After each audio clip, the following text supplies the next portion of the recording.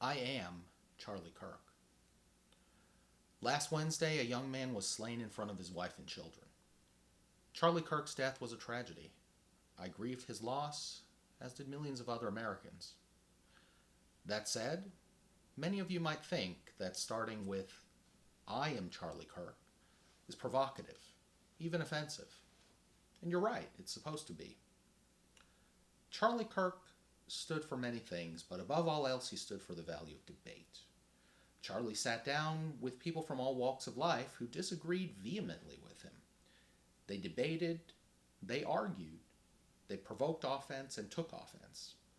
Then they stood up, shook hands, and went about their lives. We all have the ability to disagree passionately without wishing for violence.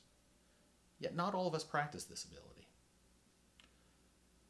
When I woke up the morning after, I saw many social media posts excusing, even celebrating Charlie's murder. Some posts came from strangers, but some came from colleagues or friends. Seeing that made me grieve once again. One widely shared meme used something Charlie Kirk had said about the impossibility of reducing gun deaths to zero.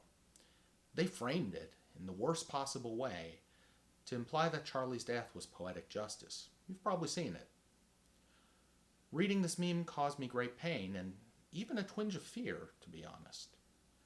I strongly support the Second Amendment. Many of you know this. Some of you may have heard words from my mouth very similar to Charlie's. So I began to ask myself, if I was tragically murdered, how many of you would clip my words out of context to imply that I was asking for it, that I got what I deserve? But honestly, I don't think that you would. I think you're better than that. And that brings me to another moral value: charity.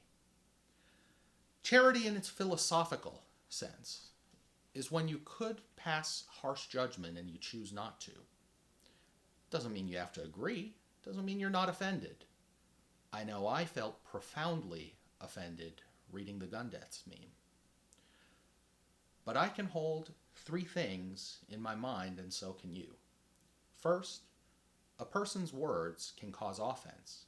They can even cause suffering. But that doesn't mean the speaker wanted you to suffer. And even if you do, you don't have to lash out. You don't have to inflict suffering in return. Practicing charity doesn't invalidate your suffering, doesn't invalidate your feelings or mine, but does require you to moderate them. I don't ask you to agree with my beliefs any more than Charlie expected his debate partners to agree with his. All I ask is this: that you think before you post. So I thought for 2 days before posting this. And please show your fellow man some charity, both online and face to face. I wish you peace, and thank you for watching this all the way through.